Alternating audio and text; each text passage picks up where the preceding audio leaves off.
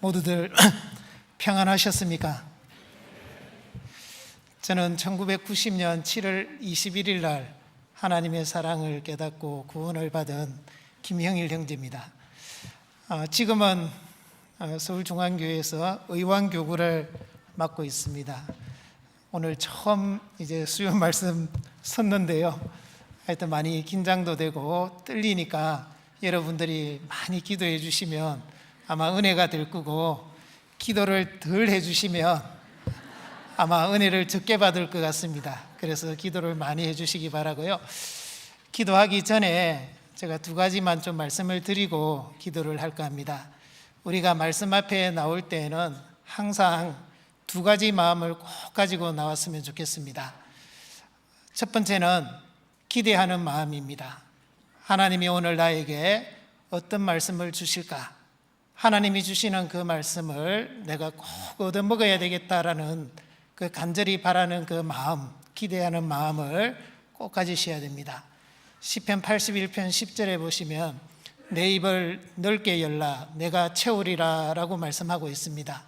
우리가 간절히 원하는 만큼 하나님이 우리에게 필요한 말씀으로 더 많이 채워주실 것입니다. 그리고 두 번째는 기도하는 마음입니다. 우리가 배우는 하나님의 말씀은 성령의 감동하심으로 기록된 것입니다. 사람의 머리나 노력만으로는 결코 깨달을 수 없습니다. 성령께서 도와주셔야만이 우리가 한 말씀이라도 더 우리의 심령에 교훈이 되고 또 우리의 삶을 변화시킬 수 있기 때문에 그렇습니다. 그래서 시편 119편 18절 말씀에처럼 내 눈을 열어서 주의 법에 기이한 것을 보게 하소서라고 하셨습니다. 그 말씀처럼 우리가 말씀 앞에 나올 때는 또 기도하는 마음으로 함께 해야 됩니다. 그래서 먼저 앉아서 기도하면서 하나님, 오늘 저에게 합당한 말씀을 주십시오. 그리고 그 말씀이 저를 교훈하고 또 책망하고 바르게 하고 의로 교육해서 하나님의 사람으로 부족함이 없게 해주시고 모든 선한 일을 행하기에도 부족함이 없게 해주십시오 하고 꼭 기도하시기 바랍니다. 두 가지 마음 기억하시겠죠? 하나는 기대하는 마음, 또 하나는 기도하는 마음. 그러면 찬양하기 전부터요, 우리가 기도하는 마음으로 준비가 되어야 됩니다. 그래서 찬양할 때부터 같이 해야 되고요. 그리고 찬송하고 있을 때 아무리 반가운 사람이 오더라도 그냥 눈웃음만 또는 목례만 하시고 입은 열지 마시고 정말 더 기대하는 마음과 기도하는 마음으로 꼭 말씀에 준비해 주시기 바라겠습니다. 아시겠죠? 네, 같이 기도하겠습니다. 우리를 사랑하시고 우리를 항상 우리와 함께 하시는 살아계신 아버지 하나님, 참으로 감사드립니다. 이 세상 많은 사람들 가운데에서 우리를 먼저 불러주시고 하나님의 자녀 삼아주시고 천국에 갈 수 있는 믿음과 소망을 허락해 주셔서 감사드립니다. 또한 우리를 몸된 교회 안에 지체 삼아주시고 교회를 통해서 우리에게 필요한 말씀으로 항상 양육시켜 주심에 또한 감사드립니다.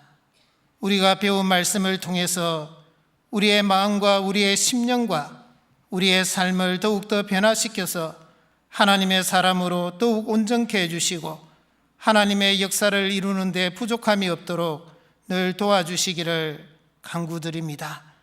우리 교회를 통해서 국내뿐만 아니라 해외 여러 지역에 이 복음이 활발하게 전해지고 구원의 역사를 나타내 주심도 감사드립니다. 또한 연약한 교회를 든든히 세워주심에 하나님께 감사를 드립니다. 특별히 해외에서 수고하시는 우리 선교사님들 그리고 그의 가족들 항상 건강과 안전을 지켜주시고 하시는 일마다 주께서 앞서 행해 주시고 함께 해주셔서 모든 선한 역사를 이루게 해주시기를 간절히 구합니다. 또한 한 주간에도 여러 지역과 여러 곳에서 이 복음이 증거되고 있습니다. 참으로 하나님께서 함께 하셔서 말씀을 듣는 모든 영혼들이 하나님의 말씀에 굴복할 수 있게 해주시고, 말씀을 전하시는 입술마다 주님의 능력으로 함께 하셔서 듣는 사람들의 마음을 더욱 변화시켜서 하나님께 영광을 돌릴 수 있도록 역사해 주시기를 간구드립니다. 특별히 이제 5월 27일부터 저희 서울중앙교회 대전도 집회를 계획하고 있습니다. 이를 위해서 온 교회가 한마음 한뜻이 되어서 주변에 이뤄진 영혼들에게 복음을 담대히 전할 수 있게 해주시고, 이번에도 예비된 모든 영혼들이 말씀 앞으로 나와서 구원받는 귀한 역사로 주께서 함께 해주시기를 원합니다. 말씀을 전하실 이호환 목사님 더욱 건강을 허락해 주시고 지혜와 능력을 더하셔서 하나님의 말씀을 담대히 전할 수 있도록 도와주시기를 간구드립니다. 오늘 이 시간 우리가 하나님의 말씀 앞에 나왔습니다. 주님께서 우리 각 사람에게 합당한 말씀으로 채워주시고 우리가 그 말씀에 더욱 순종해서 믿음의 사람으로 살아갈 수 있도록 역사해 주시옵소서. 어떠한 행편으로 이 자리에 함께하지 못한 우리 형제자매님들, 주께서 형편에 합당한 은혜로 함께 하셔서 다음 시간에는 모두가 다 함께할 수 있도록 도와주시기를 원합니다. 끝까지 은혜 가운데 진행될 수 있도록 도와주시기를 간구드리며 우리를 언제나 사랑하시는 우리 주 예수 그리스도 이름으로 기도드렸습니다. 아멘. 네, 다 같이 성경 말씀 골로새서 3장 말씀을 찾겠습니다. 골로새서 3장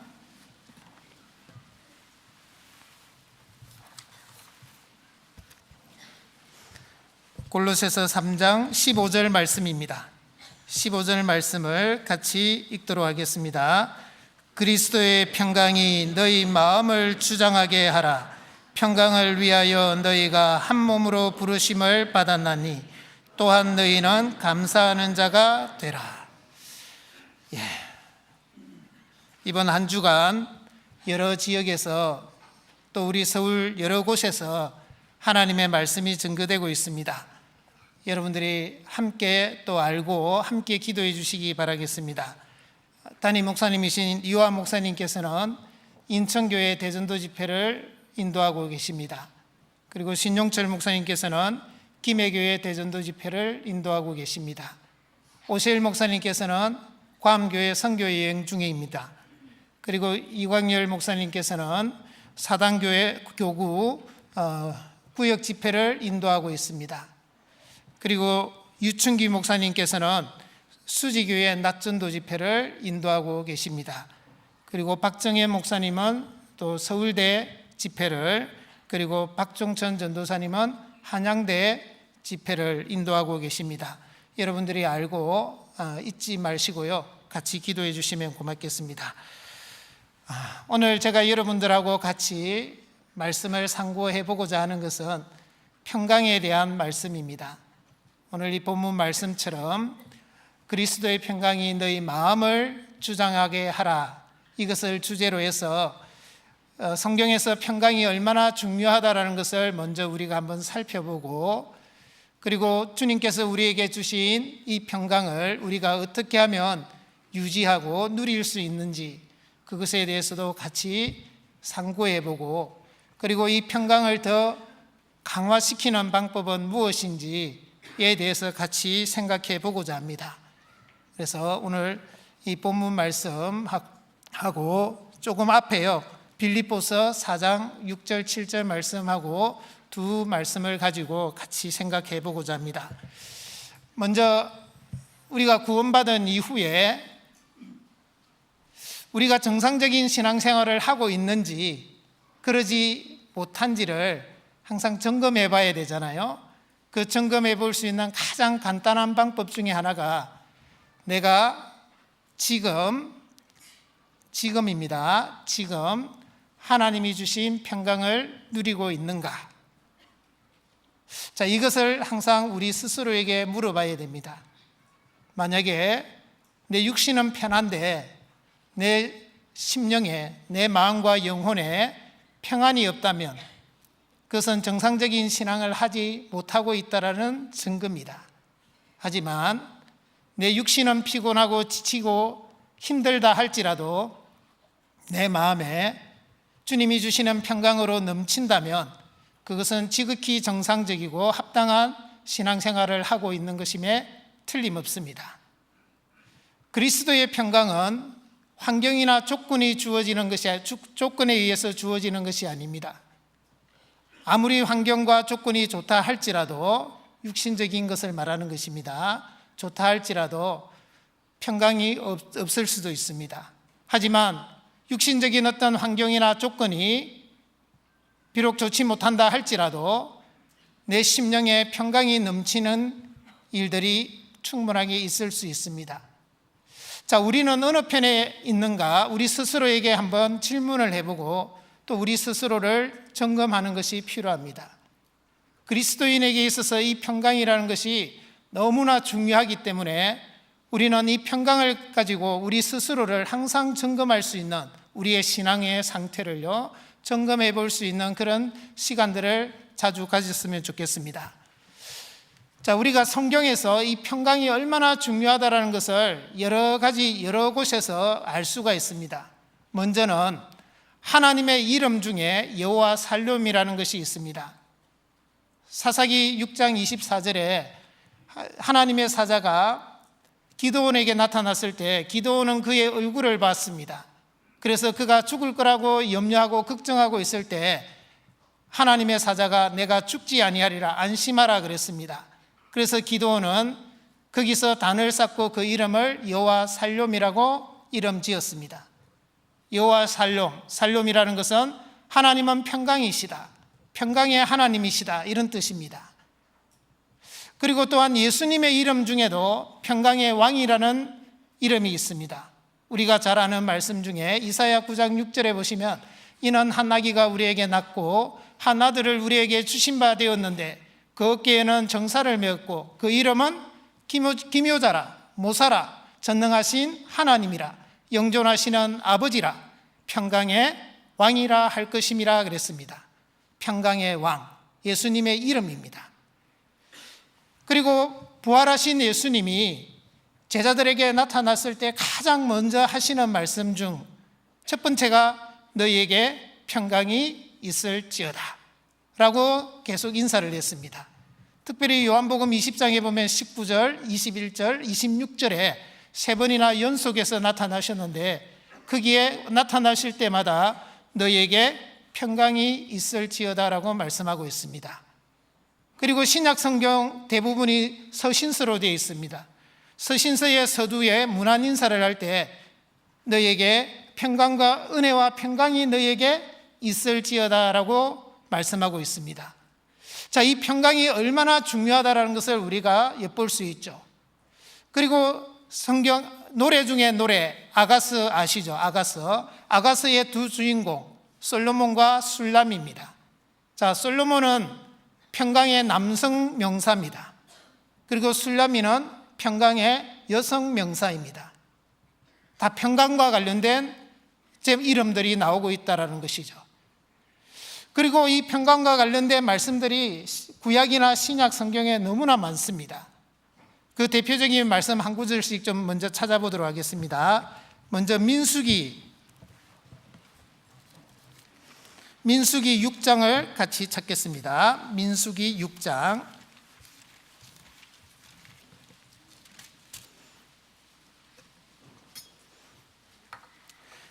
페이지 204페이지입니다. 204페이지쯤 됩니다. 민수기 6장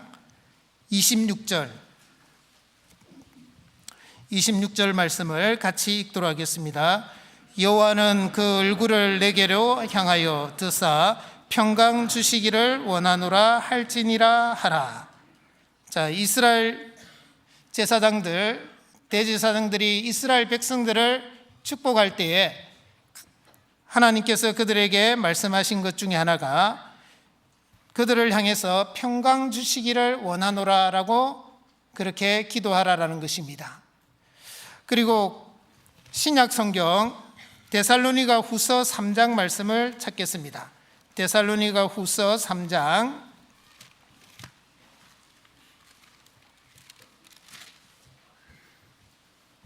페이지 336페이지입니다. 데살로니가 후서 3장 16절 말씀입니다. 16절 말씀 똑같이 읽겠습니다. 평강의 주께서 친히 때마다 일마다 너희에게 평강을 주시기를 원하노라. 주는 너희 모든 사람과 함께 하실지어다. 자, 평강의 주께서 친히 때마다 일마다 너희에게 평강을 주시기를 원하노라 그랬습니다. 때마다 일마다. 그러니까 항상이죠. 또 무엇을 하든지 간에 우리에게 필요한 것 중에 하나가 평강이라는 것을 강조하고 있습니다. 이 평강이 얼마나 중요하다는 것을 우리는 성경을 통해서 알아야 되고, 또 우리 스스로 그것을 알고 우리의 삶 속에서 이 평강이 차지하는 것이 얼마나 중요하다는 것을 다시 한번 인식해야 됩니다.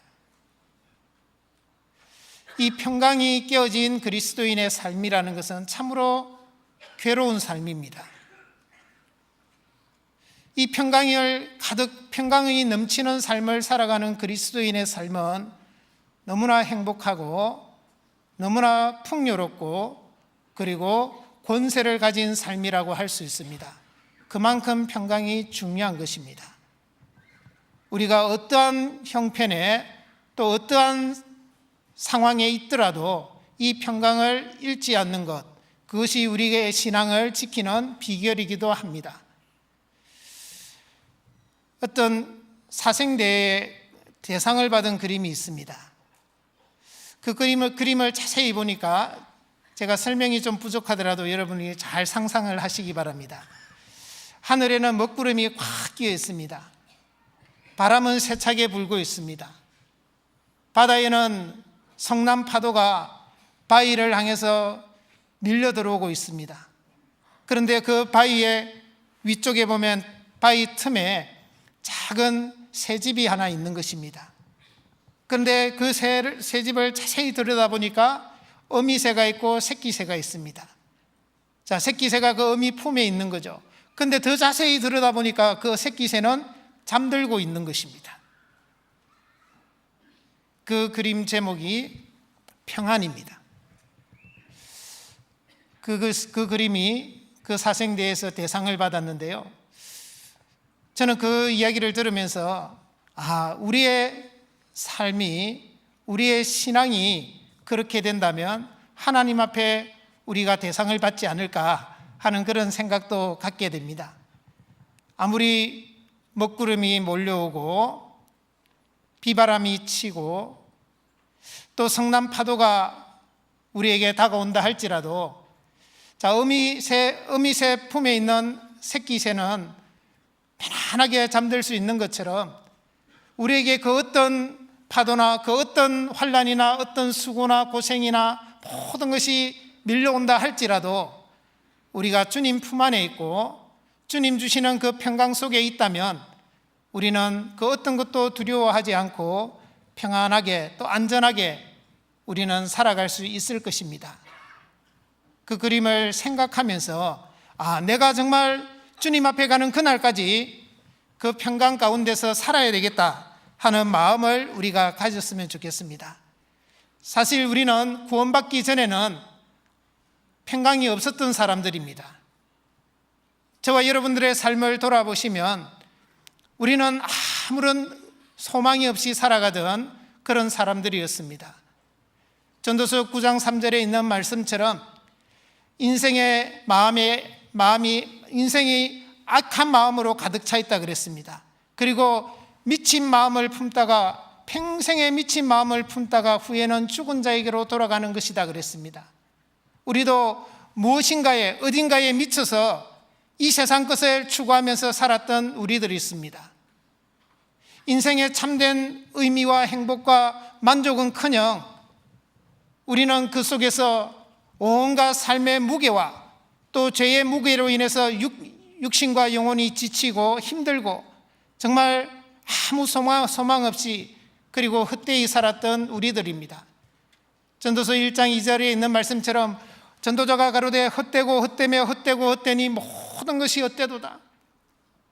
만물의 피곤함을 사람이 말로 다 할 수 없나니 눈은 보아도 족함이 없고 귀는 들어도 차지 아니하도다. 그런 삶 속에서 우리가 살았던 사람들입니다. 소망 없이, 아무런 평강 없이, 의미 없이 살았던 우리들이었습니다. 그러던 어느 날 누군가의 전도를 받고 우리는 하나님의 말씀을 배우게 되었습니다. 하나님의 말씀을 배우면서 하나님을 알게 됐고 만나게 되었고, 그리고 우리가 누군지를 알게 되었고, 그리고 예수 그리스도의 그 대속의 은혜를 통해서 우리는 진정 평강을 얻게 된 것입니다. 마태복음 11장 28절에 있는 말씀처럼 수고하고 무거운 짐진 자들아 다 내게로 오라, 내가 너희를 쉬게 하리라. 그 말씀처럼 우리가 예수님 앞에 나아갔을 때 우리의 죄짐을 벗게 되었습니다. 그때 예수님께서 우리에게 진정한 평강을 주셨죠. 요한복음 14장 27절에 있는 말씀처럼 평안을 너희에게 끼치노니 곧 나의 평안을 너희에게 주노라. 내가 너희에게 주는 것은 세상이 주는 것 같이 아니하리니 너희는 마음에 근심도 말고 두려워하지도 말라. 예, 그 평안을 우리는 받은 사람들입니다. 그 평강이 우리 속에 들어온 사람입니다. 그런데 이제 그 평강을 내가 계속 지키고 누리면서 살아야 되는데, 그런데 우리가 살아가다 보면 세상 욕심이 들어오고 또 죄가 들어오고 또 우리의 세상 많은 염려와 근심과 걱정 속에서 우리는 그 평강을 조금씩 도적질 당하고 있는 것입니다.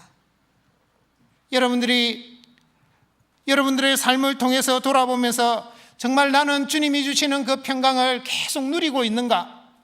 아니면 마귀에게 도적질 당해서 평강이 빼앗겨서 지금은 내 마음이 사막과 같고 광야와 같은 그런 메마른 상태가 아닌지 우리 스스로를 돌아보고, 또 혹여 우리가 평강을 빼앗긴 상태에 있다면 하루라도 빨리 그 평강을 되찾아야 된다는 것을 우리는 절실하게 느껴야 됩니다.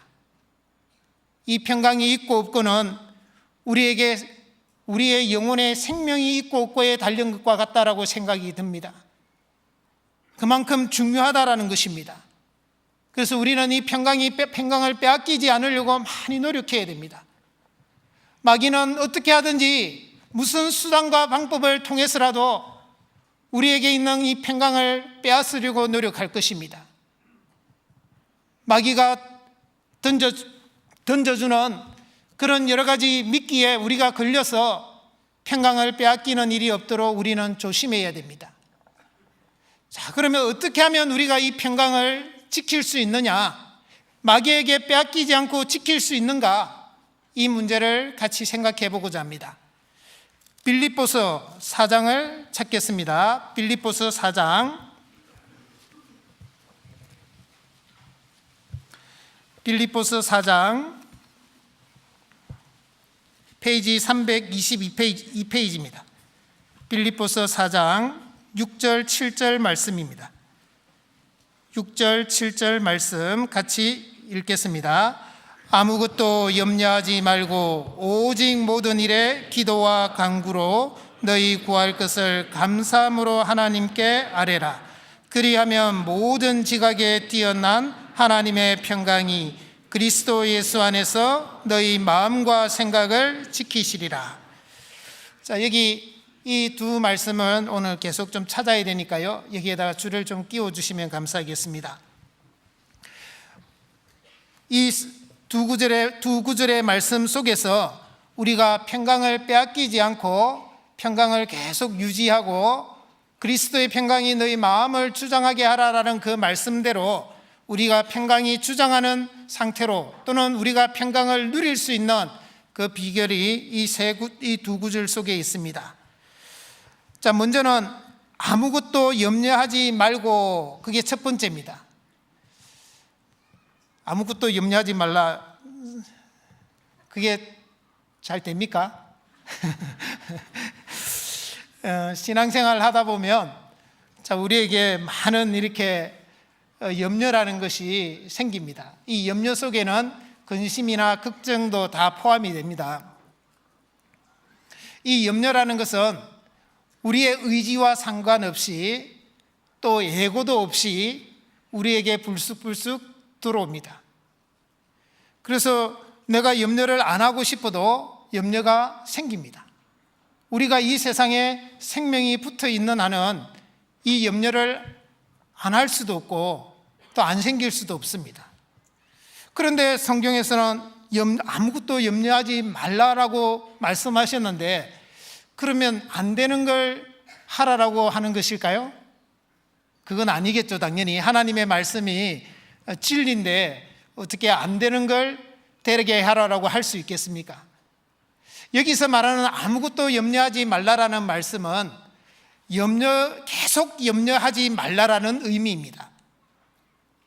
그러니까 우리가 염려 그 자체는 죄가 될 수가 없습니다. 왜냐하면 우리가 살아있고 감정이 있기 때문에 염려가 안 생길 수가 없고 안 할 수도 없습니다. 염려 자체는 죄가 아닙니다. 하지만 계속 염려하는 것은 죄가 될 수 있습니다. 왜 계속 염려하는 것이 죄가 될 수 있느냐 하면은, 염려를 주님께 맡겨야 되는데 계속 염려한다라는 것은 내가 그것을 주님께 맡기지 못했거나 맡겼다 할지라도 내가 주님을 의심하는, 불신하는 그런 상태에 놓여 있기 때문에 계속 염려하게 되는 것입니다. 그렇기 때문에 그것은 죄가 될 수 있다라는 것이죠. 마태복음 6장을 찾겠습니다. 마태복음 6장.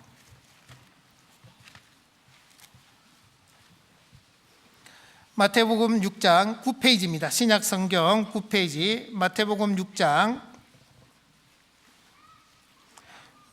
30절 31절입니다. 30절 31절 같이 읽겠습니다.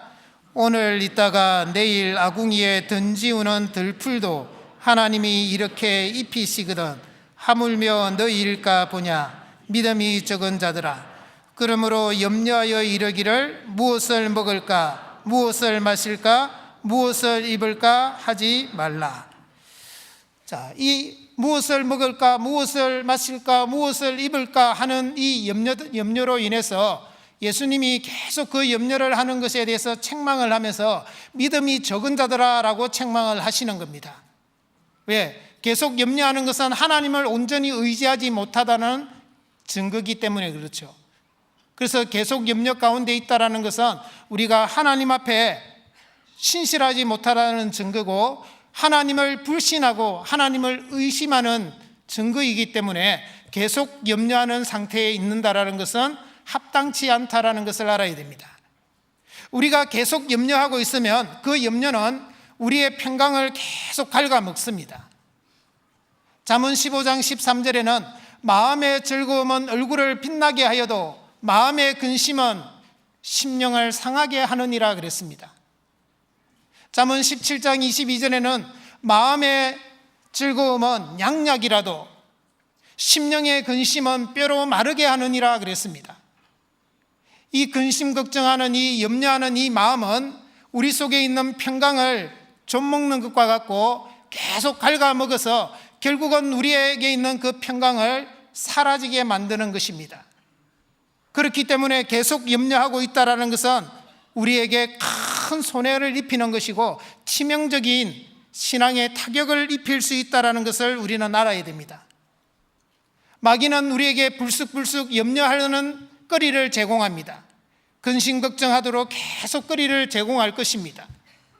그래서 그것을 우리가 하나씩 하나씩 물게 되면 우리는 그 마귀의 밥에, 마귀의 시험에 놀아나게 될 것입니다. 누가복음 21장 34절에 보시면요, 너희는 스스로 조심하라. 그렇지 않으면 방탕함과 술 취함과 생활의 염려로 마음이 둔하여지고 뜻밖의 그날이 득과 같이 너희에게 임하리라 그랬습니다. 우리가 스스로 조심하지 않으면, 물론 이제 방탕함과 술 취함은요 겉으로 드러나기 때문에 우리가 분간하기가 쉽습니다. 그래서 그리스도인이 방탕하고 술 취하는 것은 가능하면 이렇게 하지 않고, 그리고 하더라도 금세 돌이킬 수 있는 그런 여지들이 있습니다. 그런데 주목해야 될 말씀은 생활의 염려입니다. 이 생활의 염려는 의식적으로도 물론 들어오지만은 무의식적으로 마귀가 우리 속에 많이 집어넣습니다. 그래서 생활의 많은 염려들이 우리의 마음을 흔들어 놓죠. 그래서 우리가 거기에 만약에 요동되고 또 거기에 말리게 되면 우리도 모르게 우리의 주님이 주신 평강을 계속 도둑질을 당하고 있다는 것을 알아야 됩니다. 그 생활의 염려 중에 가장 많은 것, 가장 큰 염려가 뭐겠습니까? 뭐니 해도 머니죠. 디모데전서 6장을 찾겠습니다. 디모데전서 6장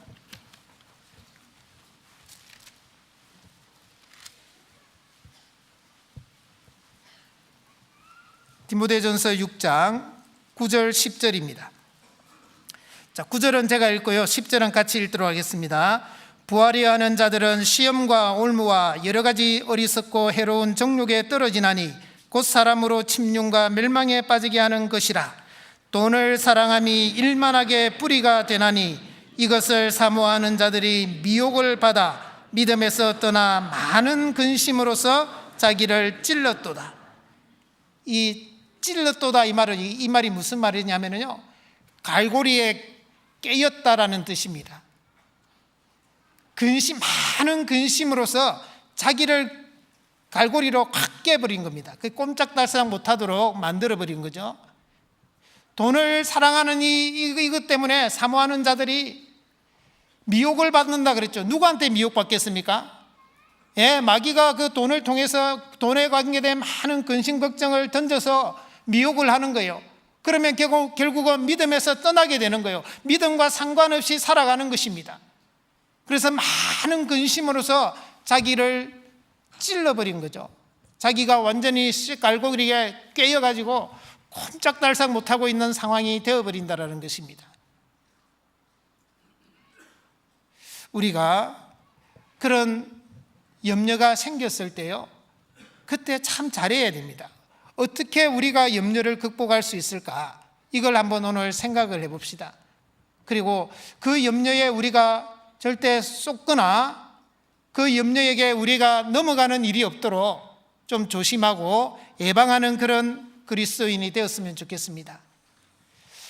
옛날 중앙 아메리카 과테말라에 살았던 인디언들입니다. 부모가 자식에게 걱정 인형을 만들어줬답니다. 무슨 인형요? 걱정 인형.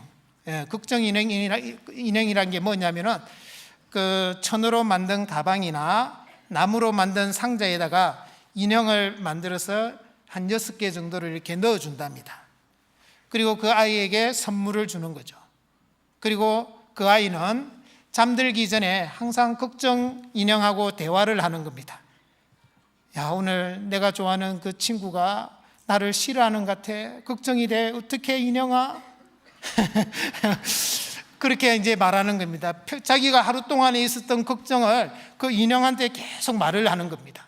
그리고 그것을 머리맡에 딱 두면 엄마가 와서 그렇게 이야기를 해준다라는 겁니다. 야, 머시가 너가 오늘 했던 모든 걱정은 이 인형이 다 가져갔단다. 그렇게 이야기해 줬답니다. 그래서 아이들이 걱정으로부터 벗어날 수 있도록 했다라는 것이죠. 자, 여러분들은 어떤 염려가 생기고 또 걱정과 근심이 생겼을 때 그 걱정과 염려를 어떻게 해소하고 있습니까? 어떻게 해결하고 있습니까? 우리는 그리스도인들은 항상 말씀으로 해결해 가야 됩니다. 베드로전서 5장 말씀을 한번 찾겠습니다. 베드로전서 5장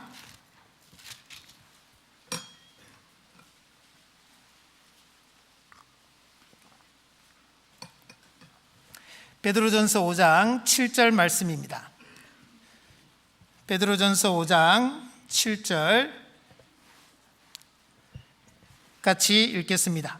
너희 염려를 다 주께 맡겨 버리라. 이는 저가 너희를 권고하심이니라.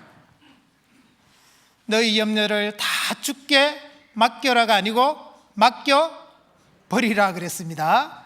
자, 이 말씀을 우리는 붙잡아야 됩니다.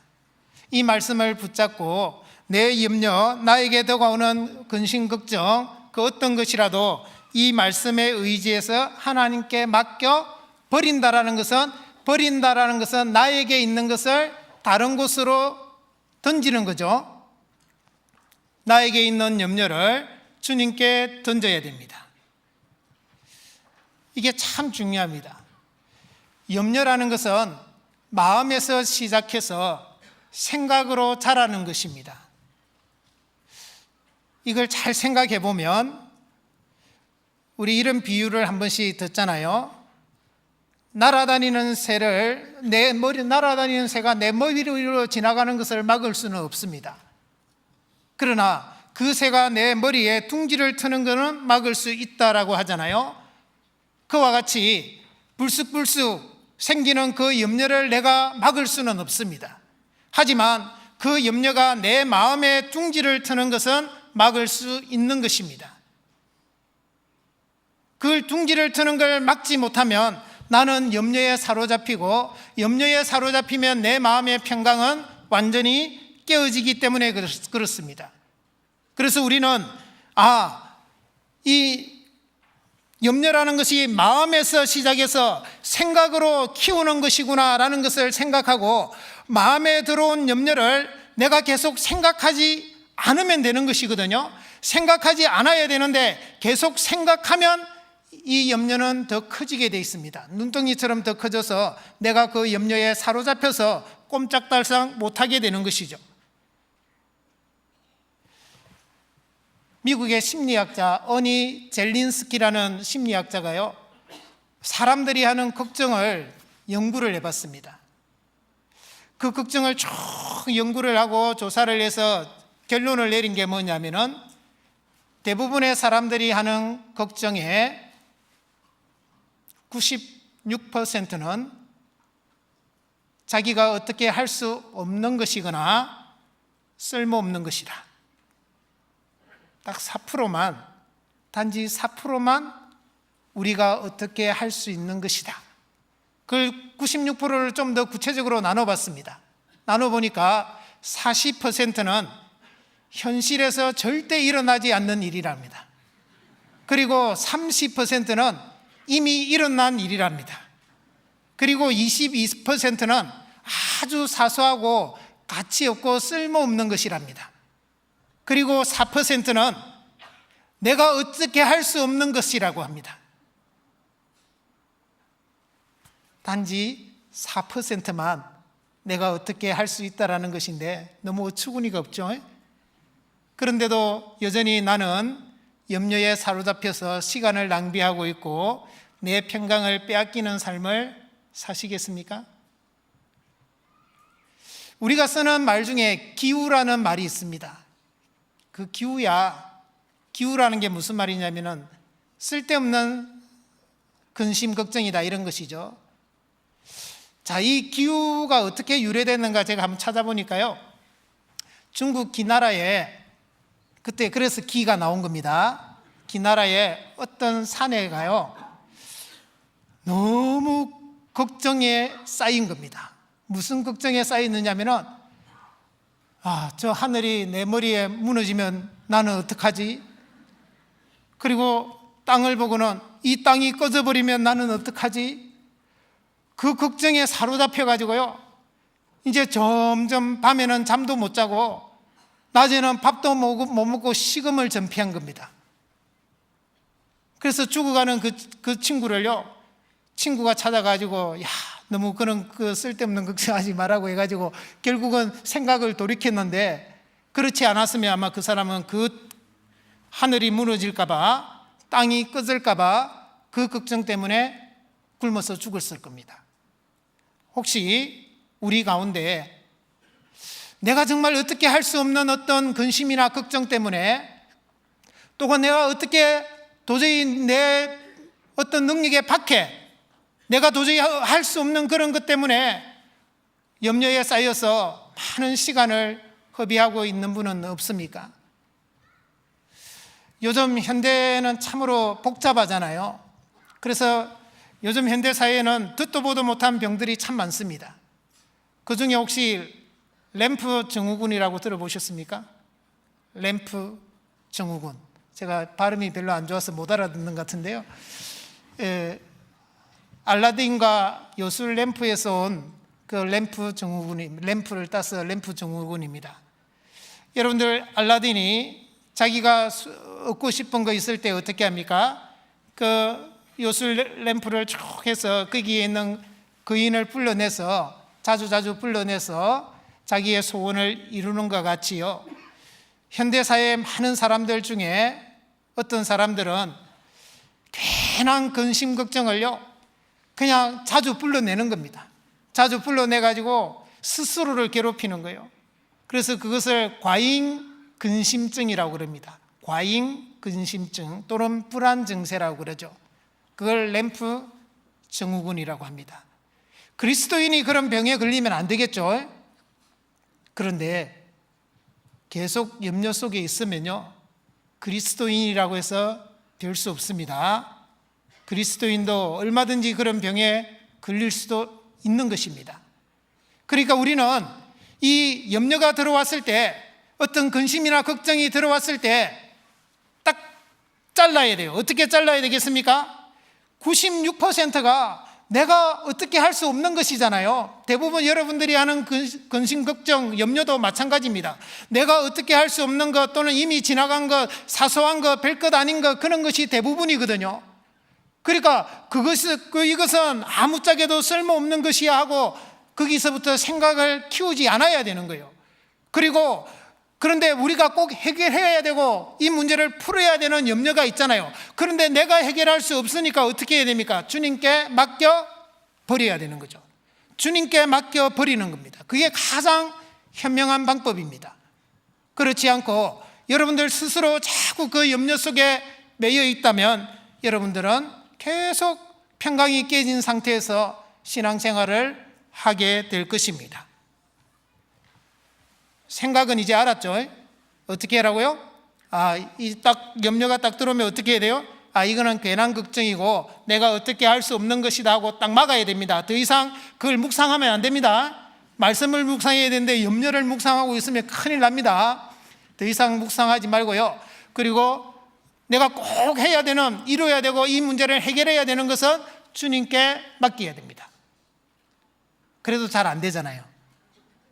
그러니까 다시 빌립보서 4장으로 가봅니다. 빌립보서 4장 6절, 아무것도 염려하지 말고, 같이 읽겠습니다. 오직 모든 일에 기도와 간구로 됐습니다. 자, 두 번째 이제, 그래서 두 번째는 오직 모든 일에 기도와 간구로, 이게 이제 두 번째 방법입니다. 우리가 필요 없는 불필요한 어떤 염려로 인해서 우리가 괴롭힘을 당할 수도 있잖아요. 빨리 떨쳐버려야 되는데 내가 괜히 그걸 생각으로 키워가지고 더 이상 내가 어찌할 수 없는 그런 상황이 될 수도 있습니다. 그리고 꼭 필요한 어떤 염려를, 또 염려 때문에 내가 불안해하고 걱정해할 수 있잖아요. 그때 빨리 하나님께 기도하고 간구해야 됩니다. 그게 최선의 방법입니다. 그래서 기도와 간구로 너희 구할 것을 감사함으로 하나님께 아뢰라 그랬잖아요. 그래서 기도해야 된다. 기도라는 것이 무엇입니까? 기도는 하나님을 바라보고 하나님을 의지하는 것입니다. 내가 할 수 없기 때문에, 또 하나님은 하실 수 있기 때문에 우리는 하나님을 바라보고 하나님을 의지하는 것입니다.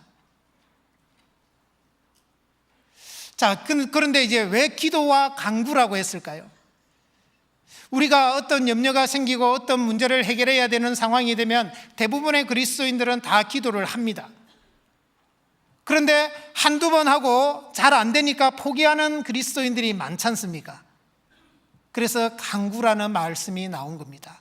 간구라는 것은 한두 번 했는데도 이루어지지 않으면 포기하지 말고 그 문제가 해결될 때까지 끝까지 하나님께 기도하는 것을 간구라고 하는 것입니다. 많은 그리스도인들을 보면요, 어떤 문제가 탁 생기면 처음에는 기도합니다.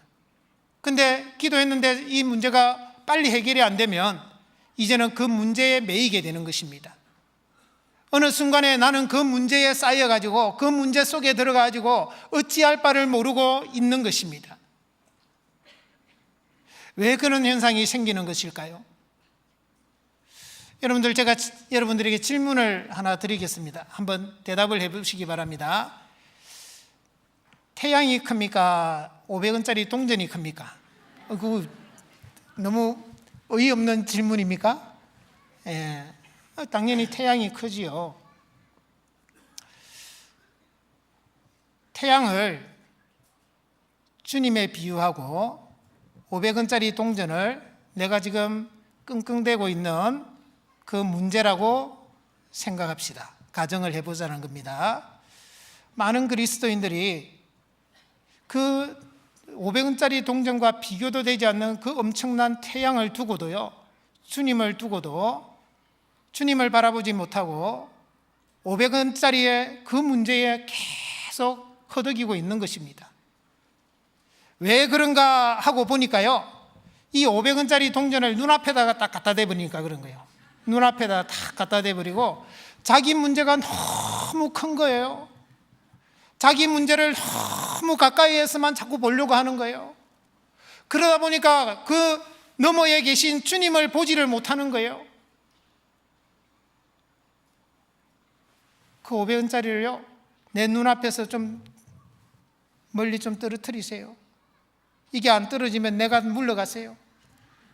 그래서 그 너머에 계신 주님을 바라보셔야 돼요.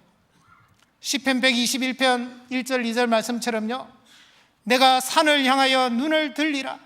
나의 도움이 어디서 올꼬? 나의 도움이 천지를 지으신 여호와에게서로다. 예, 우리의 도움이 천지를 지으신 그 여호와로부터 올 수 있습니다. 우리의 문제에서 떨어졌어요. 주님을 바라보시고 주님을 의지해야 됩니다. 어린아이들은요, 처음에 자기가 뭔가를 들려고 하고 해결하려고 애쓰다가요, 안 되면 어떻게 합니까? 막 울면서 부모님을 보잖아요. 엄마를 쳐다보고 아빠를 쳐다보잖아요. 별 말을 안 해도요, 막 하고 울면요, 어떻게 합니까? 그 부모가 그 문제를 해결해 줍니다. 그와 같이 우리도 우리가 불안해하고 낭망하고 두려워하고 그 염려와 근심 걱정 때문에 정말 잠도 제대로 못 자는 그런 상황이 있을 때요, 하나님을 바라봐야 됩니다. 시편 42편을 찾겠습니다. 시편 42편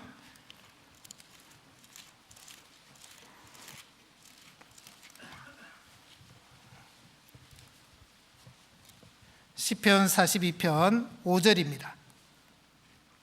시편 42편 5절 같이 읽겠습니다. 내 영혼아, 내가 어찌하여 낭망하며 어찌하여 내 속에서 불안하여 하는고? 너는 하나님을 바라라. 그 얼굴의 도우심을 인하여 내가 오히려 찬송하리로다. 내 영혼아, 내가 어찌하여 낭망하며 어찌하여 내 속에서 불안하여 하는고? 너는 내 하나님을 바라라 그랬습니다. 하나님을 두고 왜 낭망하고 있고 왜 불안해하고 있느냐, 이런 뜻입니다.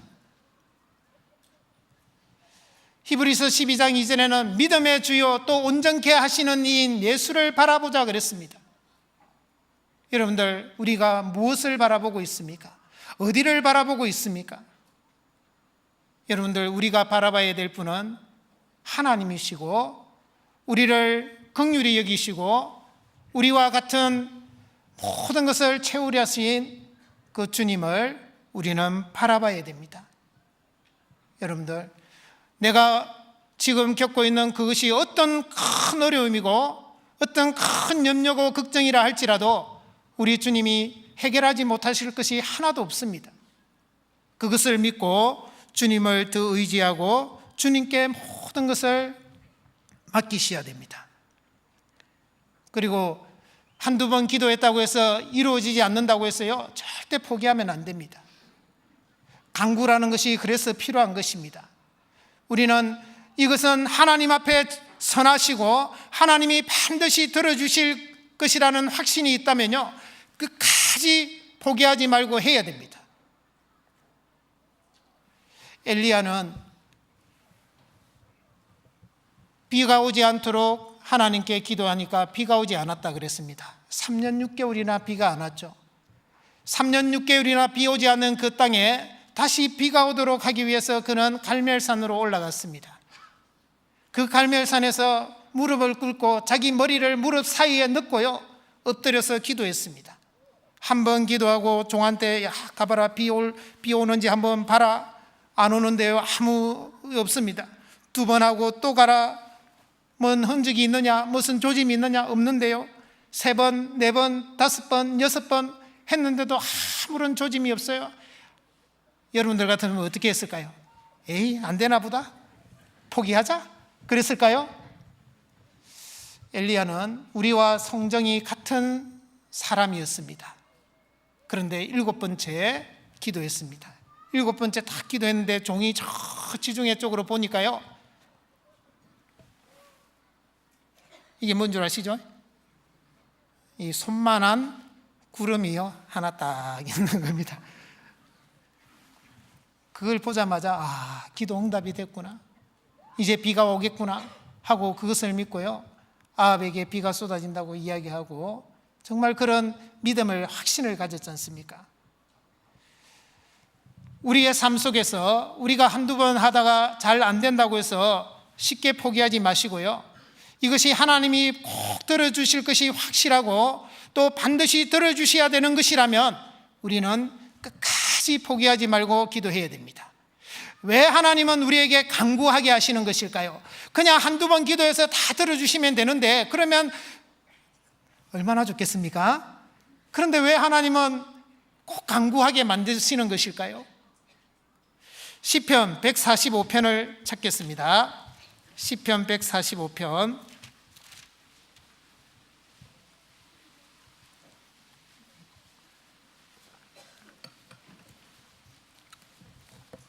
시편 145편 18절 말씀입니다. 18절 말씀 같이 읽겠습니다.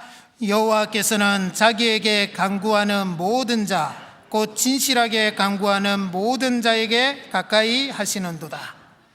자, 주님께서는, 하나님께서는 자기에게 간구하는 자, 진실하게 간구하는 자를 가까이 하신다 그랬습니다. 왜 하나님이 우리에게 간구하게 하시느냐? 먼저는 우리가 지금 기도하고 있는 그 내용이 정말 우리의 마음에서 진실한지를 확인하는 것입니다. 한두 번 하다가 마는 것은 우리의 마음이 진실하지 못하다는 증거입니다. 정말 내가 그것을 가지기를 간절히 원한다면, 그것이 해결되기를 간절히 원한다면 한두 번 기도해가지고 안 된다고 해서 포기할 수 있느냐 말이에요. 누가복음 18장 1절에 나오는 것처럼 항상 기도하고 낭망치 말아야 될 것을 저에게 비유로 일러 가라사대. 한 과부 이야기가 나오잖아요. 불의한 재판관에게 계속 자기의 원한을 풀어주소서. 그래서 나중에 이 불의한 재판관이 하나님도 두려워하지 않고 사람도 무서워하지 않는데요, 근데 이 과부가 계속 찾아와서 내 원한을 풀어달라고 하니까 어떻게 했습니까? 귀찮아서라도 내가 풀어줘야 되겠다고. 그리고 하나님께서 하시는 말씀이 있죠.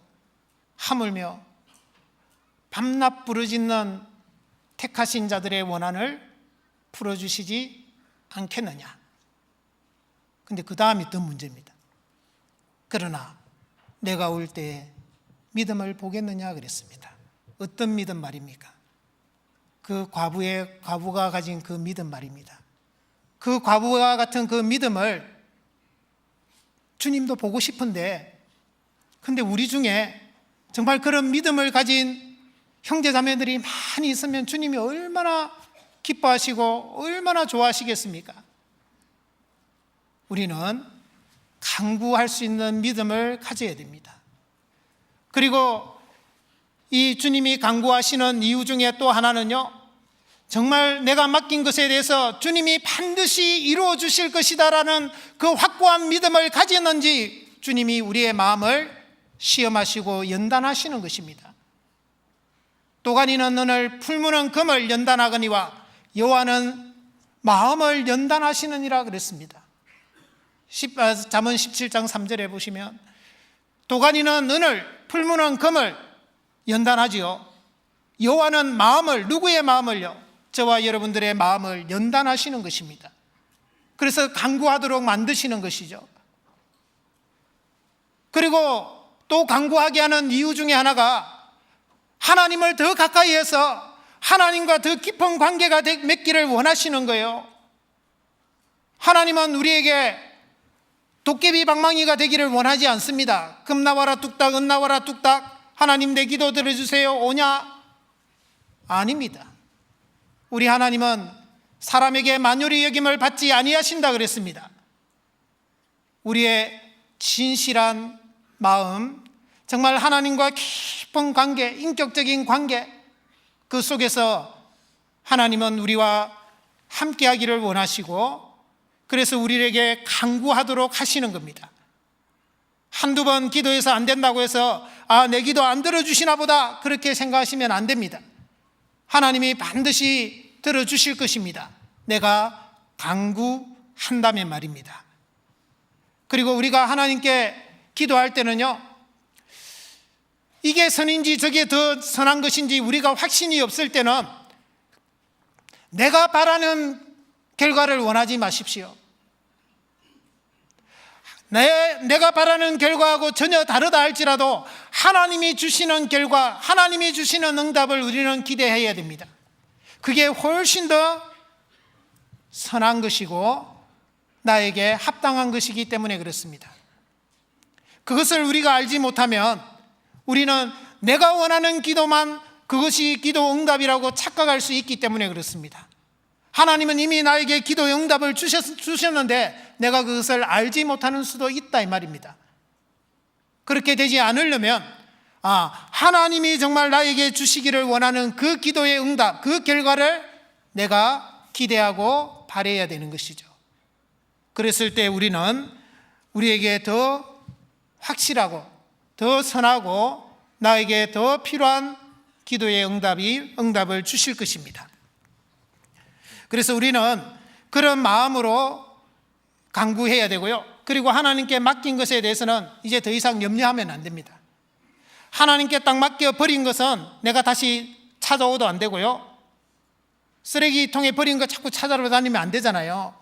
그것처럼 내가 염려를 주님께 맡겨버린 것은 더 이상 찾지 마세요. 사무엘상 1장 18절에 한나는 당신의 여종이 당신께 은혜 있기를 원하나이다 하고 가서 먹고 얼굴에 다시는 수색이 없으니라 그랬습니다. 당신의 여종이 당신께 은혜 받기를 원한다, 있기를 원한다 하고 가서 먹고 얼굴에 다시는 수색이 없으니라 그랬거든요. 자, 그 기도는 무슨 기도였습니까? 아들을 달라는 기도였습니다. 그 기도를 하나님께, 그 염려를 하나님께 다 맡기고요. 이제는 맡기고 나서는 다시는 얼굴에 수색이 없었다 그랬습니다. 수색이라는 게 뭡니까? 근심하는 얼굴빛이죠. 그 빛이 하나도 없었다라는 거죠. 우리가 하나님께 맡긴 것에 대해서는 반드시 그렇게 하셔야 됩니다. 다시는 그것 때문에 염려에 시달려서는 안 된다라는 것이죠. 그리고 이제 또 우리가 어떻게 해야 되느냐? 빌립보서 3장으로 돌아갑니다. 4장으로. 빌립보서 4장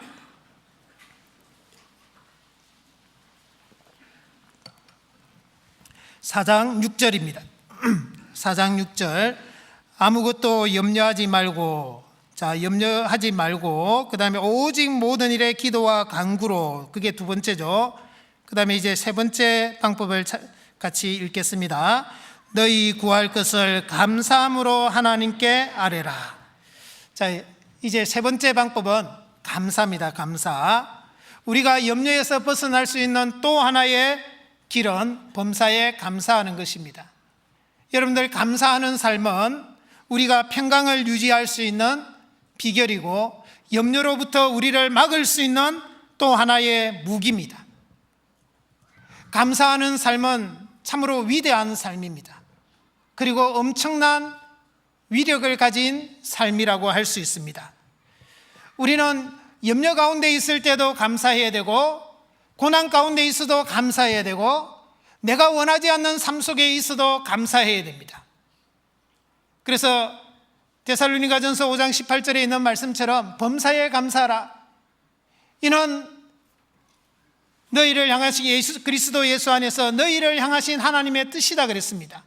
그러니까 범사라는 것이 무엇입니까? 범사라는 것은 모든 일입니다. 모든 일. 내가 생각할 때 좋은 일만 아니라 좋지 않은 일, 내가 원하는 일뿐만 아니라 원치 않는 일도 모든 일 범사입니다.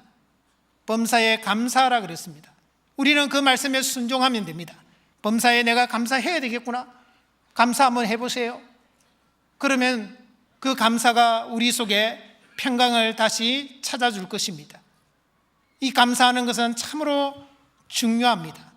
우리는 감사하는 삶에 더욱 익숙해져 가야 됩니다. 감사하지 못해서 우리가 얻지 못하는 것이 너무 많다는 거 아십니까?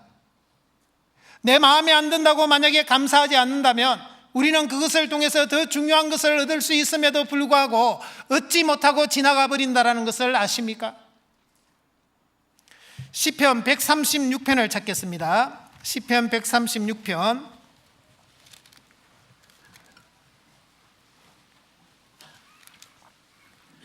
시편 136편 16절입니다. 16절 말씀 같이 읽겠습니다. 그 백성을 인도하여 광야로 통과하게 하신 이에게 감사하라. 그 인자하심이 영원함이로다. 여러분들, 광야를 통과하는 것은 이스라엘 백성들, 많은 백성들도 얼마나 힘든 일이었고 정말 괴로운 여정입니다. 근데 하나님께서는 광야를 통과하신 이에게 감사하라 그랬습니다. 우리의 삶 속에서 광야와 같은 이 세상, 우리는 이 세상 속에서 많은 어려움과 고난과 근심과 걱정 속에서 살아갑니다. 감사하라 그랬습니다. 하나님이 감사하라고 했으니까요, 감사하시면 돼요. 이유가 없어요. 하나님은 선하신 분이시고, 하나님은 내 생각은 너희 생각과 다르다 그랬습니다. 하늘이 땅보다 높은 같이 내 길은 너희 길보다 높고 내 생각은 너희 생각보다 높다 그랬습니다. 차원이 다르잖아요. 하나님과 우리가요, 이거 하늘과 땅 차이보다도 더 차이가 나지 않습니까? 하나님이 감사하라고 했을 때 우리는 그냥 하나님 말씀이 진리입니다. 하나님의 말씀이 옳습니다. 하나님, 제가 감사하랍니다. 그렇게 해야 되는 거예요. 23절 같이 읽겠습니다. 우리를 비천한 데서 기념하신 이에게 감사하라. 그 인자심이 영원함이로다. 여러분들, 우리를 비천한 데서 비천한 삶이라는 게 얼마나 비참할 수 있는지 겪어본 사람들은 또 아실 겁니다.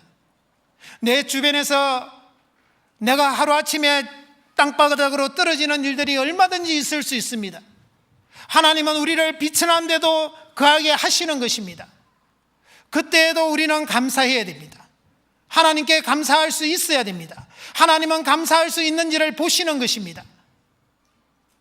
감사하라고 하셨잖아요.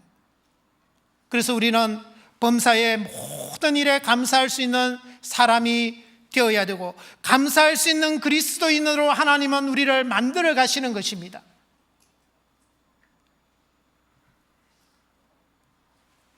저에게도 많은 어려움도 있습니다. 저도 마찬가지입니다. 제가 1년 전까지만 해도 이 자리에 설 수 없는 사람이었습니다. 그런데 감사합니다.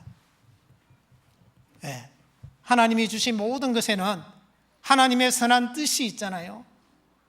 우리는 그것을 믿어야 됩니다. 로마서 8장 28절에 있는 말씀처럼 우리가 알거니와 하나님을 사랑하는 자 곧 그 뜻대로 부르심을 입은 자들에게는 모든 것이 합력하여 선을 이루느니라. 모든 것 속에 내가 원하는 것, 원치 않는 것, 내가 당하기 싫은 일, 안 좋은 일, 모든 것 다 들어갑니다. 그 모든 것이 합력해서, 합력이란 게 뭡니까? 서로 어우러져서 말입니다. 우리의 삶에 가장 선한 것을 만들어 가시고 가장 선한 인생을 만들어 가시는 분이 우리 주님이십니다. 우리는 그것을 믿어야 됩니다. 그렇기 때문에 우리는 감사할 수 있는 것입니다. 감사하는 것은 하나님을 가장 영화롭게 한다라고 성경은 말씀합니다. 시편 50편을 찾겠습니다. 시편 50편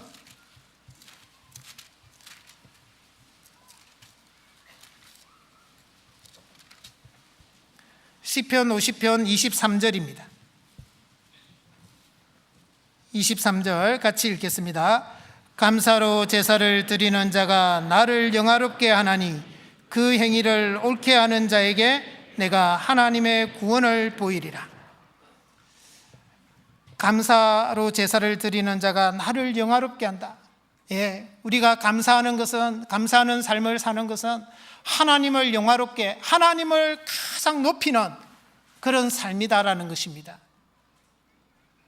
오늘날 참 서글픈 일이지만은 이 시대는 감사할 줄 모르는 시대입니다. 디모데후서 3장 2절에 있는 것처럼요, 부모를 거역하며 감사치 아니하며, 그런 시대에 우리가 살고 있는 것입니다. 말세에 고통하는 때가 이르렀다라는 것을 우리는 볼 수 있는 것이죠. 말세에 고통하는 때가 이르면 사람들은 부모를 거역하고 감사치 않는다 그랬습니다. 우리는 그리스도인들만이라도요, 감사하는 삶을 살아야 됩니다. 그리스도인들 중에서도 만약에 감사하지 못하는 사람이 있다면 그것은 합당치 않은 것입니다. 하나님의 이름을 영화롭게 하지 못하는 것이기 때문에 우리의 마음을 바꿔야 됩니다. 감사해야 됩니다. 그래서 어떤 사람이 그렇게 농담을 했습니다. 하나님이 제일 좋아하시는 그 과일이 감이라고. 그래서 우리는 매일 항상 감 사드려야 된다고. 감 사드리세요. 하나님이 제일 좋아하시는 과일이라고 하니까요. 우스운 이야기지만 그 속에 정말 깊은 교훈이 있는 것 같습니다. 우리가 무엇이든지 범사에 또 말이나 또 무엇을 하든지 간에 항상 감사할 수 있는 사람이 된다면요, 그 감사하는 사람은 결코 평강을 빼앗기지 않을 겁니다. 혹시 내가 평강을 빼앗긴 상태에 있다 할지라도 항상 감사하고 범사에 감사한다면 그 평강은 금세 다시 회복될 것입니다. 여러분들의 평강이 회복되지 못하는 이유 중에 하나가 감사하지 못하기 때문입니다. 신라원을 쓴 존 밀턴은요, 나중에 후에 실명을 하게 됩니다. 육신의 눈을 잃게 되죠. 그때서야 그는 하나님께 진정 감사를 했다고 고백하고 있습니다. 내 육신의 눈이 어두워지니까 이제서 영혼의 눈이 띄어진다고 고백합니다. 그리고 그 후에 쓴 불후의 명작이 바로 신라곤입니다. 우리도 우리의 삶 속에서 우리가 불행하다고 생각하고 내가 도무지 이거는 원치 않는 것이라 할지라도요, 하나님 앞에 감사하세요. 그러면 그 감사를 통해서 하나님은 우리의 삶에 아주 필요하고 이 상황이 아니었더라면 나에게 이룰 수 없는 그런 하나님의 은혜와 축복이 반드시 우리의 삶 속에서 이루어질 것입니다. 그것을 생각하고 오늘도 우리는 감사할 수 있어야 됩니다. 골로새서 3장을 찾겠습니다. 골로새서 3장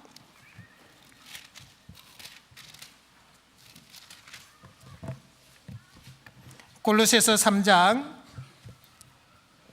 15절에서 17절입니다. 15절에서 17절 말씀 같이 읽겠습니다.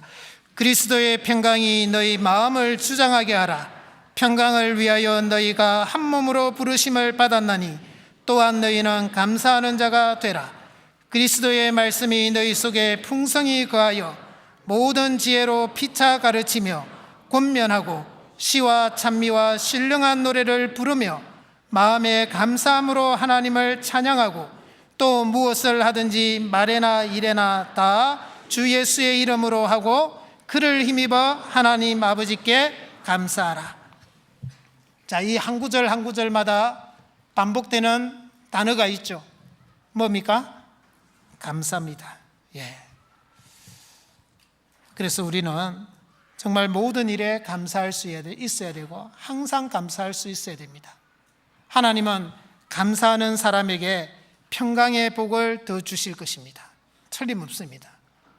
시편 29편 11절에 보시면요, 여호와는 평강의 복을 주실지어다 그랬습니다. 평강의 복을 감사하는 사람에게 더 주실 것입니다.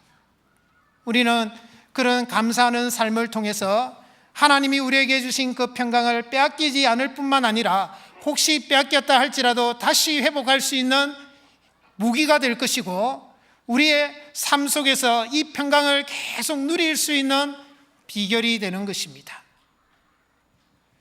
그리고 우리의 평강을 더 이렇게 강화시켜주는 것이 또 하나 있습니다.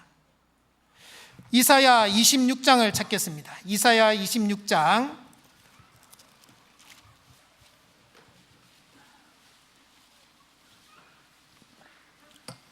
이사야 26장 3절입니다. 3절 말씀 같이 읽겠습니다. 주께서 심지가 견고한 자를 평강의 평강으로 지키시리니 이는 그가 주를 의뢰함이니이다. 예, 주께서 심지라는 것은 마음을 말하는 것입니다. 견고한 자, 견고하다는 것은 튼튼하다라는 거죠. 마음이 강하다라는 것입니다. 평강의 평강으로 지키시리니, 이 영어 성경에 보면 perfect peace라고 합니다. 완전한 평강입니다. 평강의 평강으로 지켜주신다. 우리의 평강을, 우리 속에 있는 이 평강을 더 넘치도록 하고 더 강화시켜주는 역할을 하는 것이 이 심지, 마음이다라는 것입니다. 마음을 어떻게 먹느냐에 따라 우리의 평강이 달라질 수 있다라는 것이죠. 그래서 이 마음이 얼마나 중요하면 잠언 4장 23절에는 뭐라고 했습니까? 혹시 기억나십니까? 잠언 4장 23절. 예? 아무 잘 생각 안 나세요? 무릇 지킬 만한 것보다 더욱 내 마음을 지키라. 생명의 근원이 이에서 남이니라. 자, 무릇 지킬 만한 것, 지켜야 될 것이 얼마나 많습니까? 여러분들 건강도 지켜야 되죠. 생명도 지켜야 되죠. 여러분들 또 가족들도 지켜야 되고, 여러분들 혹시 현금이나 뭐 보석 가지고 있으면 지켜야 되죠. 그리고 여러분들 이 세상에 또 약속도 지켜야 되고 법규도 지켜야 되고 지켜야 될 것이 얼마나 많습니까? 그런데 무릇 지킬 만한 것보다 더욱 뭘 지키라고요? 누구 마음요? 네, 우리의 마음을 지키라고요. 생명의 근원이 이에서 남이니라. 우리의 마음이 그만큼 중요하다 이 말입니다. 우리가 우리에게 다가오는 어떤 일에 대해서 내가 그것에 대해서 어떤 마음을 먹느냐에 따라 내 삶의 결과, 우리의 신앙의 결과가 완전히 달라질 수 있기 때문에 그런 것입니다.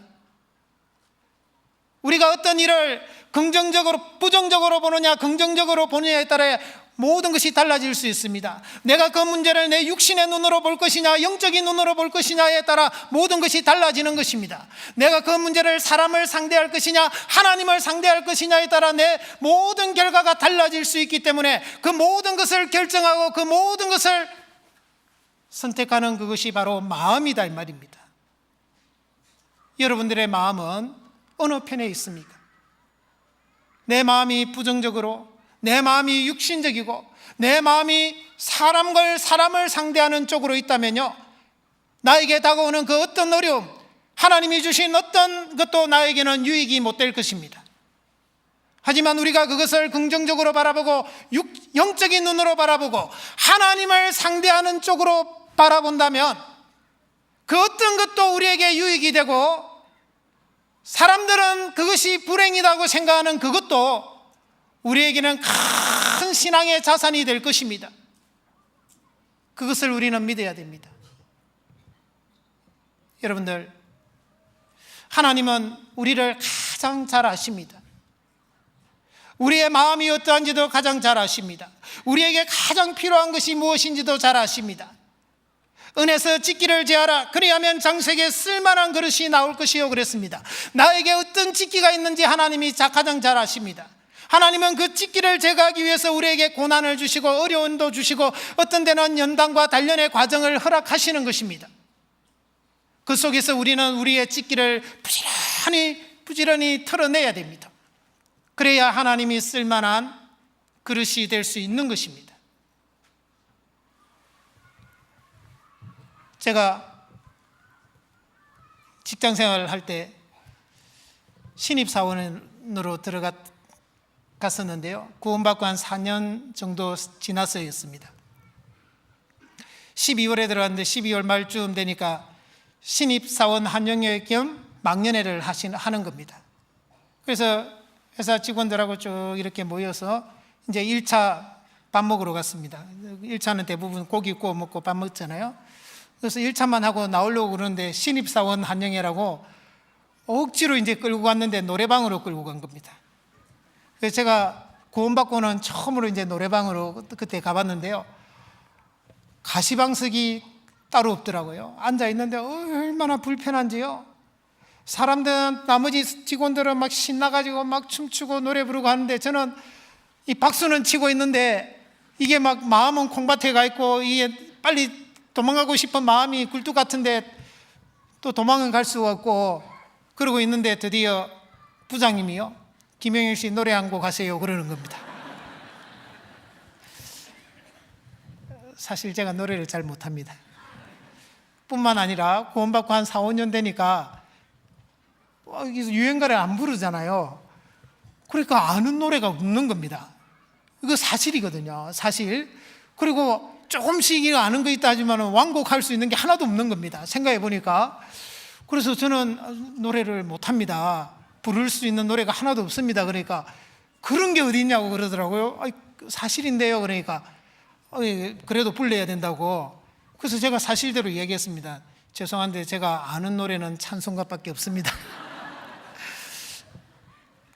그러니까 부장님 얼굴이요, 안색이 탁 변하는 겁니다. 그러면서 그러면 부르지 마 딱 하고 이제 일단락이 됐습니다. 그걸 예상하고 들어갔죠. 내가 들어갈 때 이미 다 예상을 했으니까요. 그리고 마음의 각오를 하고 들어갔으니까. 그런데 이제 그 다음날 부장님이 저를 부르는 겁니다. 김영일 씨 잠깐 보자 그러는 겁니다. 아이고 깨졌구나 하고 이제 가는데 그 부장님이 이제 천주교를 다니시는 분인데 막 갑자기 앉혀놓고 막 설교를 하는 거예요. 예수님이 이 땅에 왜 오셨냐 그러고. 그래서 제가 아무 말도 못하고 가만히 있었습니다. 이웃을 사랑하려고 온 거 아니냐고. 그래서 가만히 있었죠. 그래서 이웃이 즐거워할 때 같이 즐거워해야지.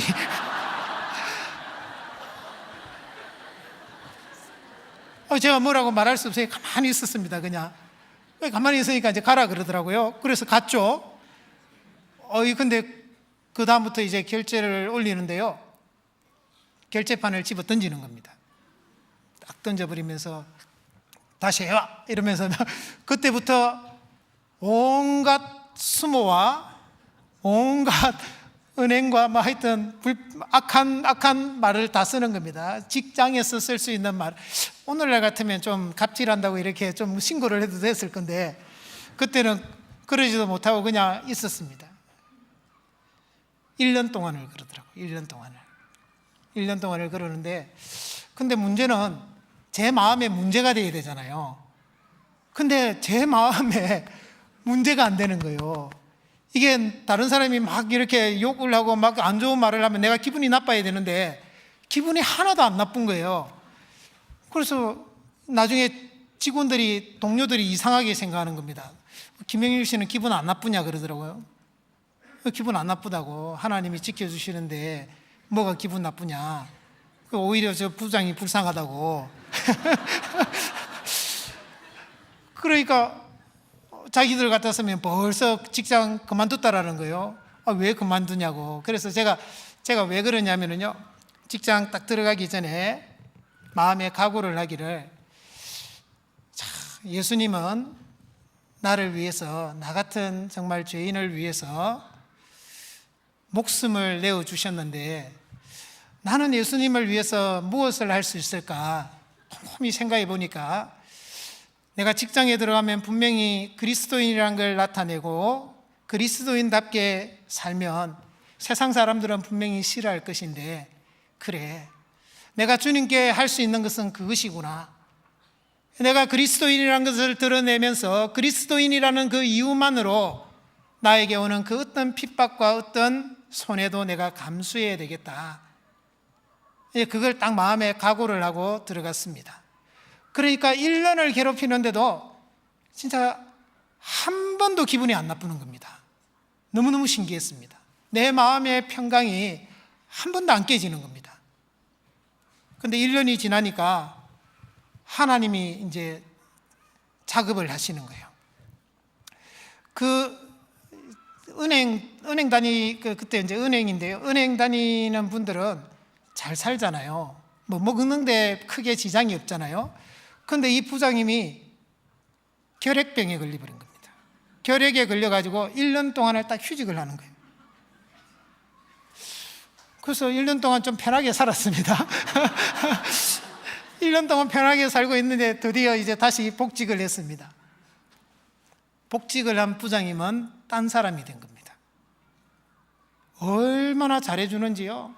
그렇게 잘해줄 수가 없어요. 그리스도인도 그렇게 잘해주지 않는데 아니 너무너무 잘해주는 거예요. 그래서 하여튼 중요한 일은 저한테 다 주고요. 그리고 식사 자리 회식 자리 가면 자기가 방패막이를 다 해주는 겁니다. 내가 먹어야 될 술도 자기가 다 마셔주고요. 이 사람은 독실한 사람이기 때문에 술 안 먹는다고. 그래서 제가 생각하기를, 이분이 1년 동안 많은 걸 생각했나 보다. 나를 괴롭혀가지고 하나님을 믿는 사람을 괴롭혀서 하나님께 벌 받았나 보다, 자기가 생각했나 보다 하는 그런 생각이 들더라고요. 그런데 이제 저는 그분이야 그렇다 하더라도 그 1년을 통해서 돌아봤습니다. 하나님이 정말 어찌 보면 세상 사람들이 봤을 때는 너무 힘든 과정이었는데 저는 사실 안 힘들었는데요. 그런데 어쨌든 그런 과정을 거치면서 하나님이, 제가 이제 쭉 생각했던 게 뭐냐면요, 하나님은 나를 위해서 저렇게 까다로운 상사를 두셨구나. 하나님은 정말 나에게 있는 그 찢기, 나에게 있는 정말 더러운 것, 그것을 벗기려고 저 사람을 교관으로 이용했구나, 활용했구나라는 생각이 첫 번째는 들었습니다. 그리고 그것을 내가 충분하게 받았다라고 생각되었을 때 저는 아무런 한 것이 없잖아요. 근데 하나님이 다 해결해 놓으시는 겁니다. 제가 그것을 다 받았다라고 하나님이 생각하는 기준이 분명히 있을 겁니다. 그것을 충분하게 받았다라고 생각했을 때 하나님이 모든 문제를 해결하시는 것입니다. 그리고 또 이제 부수입이 하나 있었는데요. 그게 뭐냐면은 제가 그 까다로운 상사 때문에 하여튼 그래도 그리스도인데 깨지면 덕이 안 되잖아요. 그래서 어떻게 하든지 안 깨져 보려고 많이 노력했습니다. 그래서 집에 가서도 막 진짜 교제 없는 날은 새벽 한두 시까지도 계속 어떻게 하든지 그 업무와 관련돼서 또 한 번 보고 또 한 번 보고. 그래서 제가요 한 2, 3년 됐는데 완전히 고참 사원이 된 것 같이 돼버렸습니다. 제가 맡은 업무에서 모든 것은 하여튼 회사 내에서요 어떤 문제가 생기면 그 김영일 씨한테 가서 물어봐라고 그렇게 되는 겁니다. 그래서 얼마나 그게 또 감사한지요. 그래서 나중에는 제가 신입사원이잖아요. 우수직원 해외 연수를 보내는데 항상 원래 과장하고 차장급에서 갔거든요. 그런데 우리 사장이요, 무조건 저를 보내라는 겁니다. 저 사장한테 이거 할 줄도 몰랐고요. 이거 뭐 준 적도 없는데, 사장이요, 무조건 김영일이를 보내라 그러니까 직장에 회사에서 난리 나버린 겁니다. 막 이사고 뭐 부장이고 뭐 다른 사람이 들고 일어난 거예요. 아니, 지금까지 다 과장, 차장급 보냈는데 이제 신입사원을 보내면 어떡하느냐. 근데 사장이 막무가내입니다. 막무가내로 무조건 김영일 보내라 그러는 겁니다. 그러니까 나중에 원래 한 명 보내는데요, 사장이 그래서 물러서 가지고 그러면 차장도 한 명 더 보내자 해가지고 그래서 둘이 갔다 왔습니다. 미국에 11박 12일. 그래서 제가 그때 그랜드 캐년도 갔다 오고요, 나야가라 폭포도 한번 갔다 오고 참 그런 걸 보면서 부수입을 하나님이 주시는 거구나, 그걸 생각하면서 참 많은 것을 생각하게 됩니다. 우리가 우리의 마음에 그리스도의 평강이 주장하고 있으면 나에게 그 어떤 어려움과 어떤 핍박과 어떤 환난이 온다 할지라도 우리는 그 가운데서도 평강을 누릴 수 있으며 그리스도인으로서 정상적으로 살아갈 수 있다는 것입니다. 요셉이 종살이를 하고 또 옥에 갇혔을 때 요셉은 평강을 틀림없이 누렸을 겁니다. 여러분들 그렇게 생각 안 하십니까? 반드시 누렸을 겁니다. 다니엘이 사자굴에 들어갔을 때도 평강 가운데 있었을 것입니다. 다니엘의 세 친구 사드락, 메삭, 아벳느고가 풀무불에 들어갔을 때에도요, 그들은 평강 가운데 있었을 겁니다. 사도 바울이 철장에 들어갔어도 찬송할 수 있었던 것도 평강 가운데 있었기 때문입니다. 여러분들 마지막에 저희 같이 부를 찬송이 470장인데요 내 평생에 가는 길 순탄하여 늘 잔잔한 강 같든지 큰 풍파로 무섭고 어렵든지 내 영혼 평안해, 내 영혼 평안해 하는 그 찬송가가요, 스페포드라는 사람이 자기 딸 넷을 잃고 나서요 시로 쓴 겁니다. 자기가 정말 사랑하는 딸 넷을 하루아침에 잃은 겁니다. 내 평생에 가는 길 순탄하고 늘 잔잔한 강 같든지, 그때도 있죠. 그러나 큰 풍파로 무섭고 어렵든지 내 영혼 평안해. 우리가 어떤 형편 가운데 있다 할지라도 내 영혼의 평안을 빼앗겨서는 안 됩니다. D.L. 무디가 그 스페포드를 병원에 신방 갔다 그러잖아요. 자기 부인은 941생으로 살았는데 그 병원에 있는데 거기 가서 위로를 하러 갔다가 위로를 받고 왔다라는 일화가 있습니다. 그 두 사람이 하는 말, 그 D.L. 목사에게 했던 말이 하나님의 뜻이, 주님의 뜻이 이루어지니 내 영혼 평안합니다. 우리 모두도 그런 신앙이 되어야 됩니다. 우리가 그리스도의 평강이 너희 마음을 주장하게 하라. 그러면 그 어떤 것도 우리를 넘보지 못할 것이고 우리를 넘어뜨릴 수 없을 것이고, 요한복음 16장 33절에 있는 말씀처럼요, 이것을 너희에게 이르면 너희로 내 안에서 평안을 누리게 하려 함이라. 세상에서는 너희가 환난을 당하나 담대하라, 내가 세상을 이겼노라 그랬습니다. 우리가 항상 언제든지 주님 앞에 가는 그날까지 주님 주시는 이 평안을 모두가 다 끝까지 누리며 살아가는 우리 그리스도인들이 되시기를 바라겠습니다. 같이 기도하겠습니다. 주님 은혜 감사합니다. 오늘 저희들에게 말씀을 허락해 주셨습니다. 이 배운 말씀을 우리 마음판에 더욱더 새겨서 우리의 삶 가운데서 이루게 해주시고 우리의 믿음이 더욱 자라게 해주시고 그것을 통해서 하나님의 더 큰 역사를 우리가 나타낼 수 있도록 주께서 도와주시기를 간구드립니다. 특별히 5월 27일부터 계획되어 있는 대전도 집회를 위해서 우리 모두가 한마음 한뜻으로 기도하고 이번에 더 많은 영혼들을 전도할 수 있는 기회로 삼기를 간구드립니다. 우리를 사랑하시는 예수님의 이름으로 기도드렸습니다. 아멘. 찬송하겠습니다. 찬송가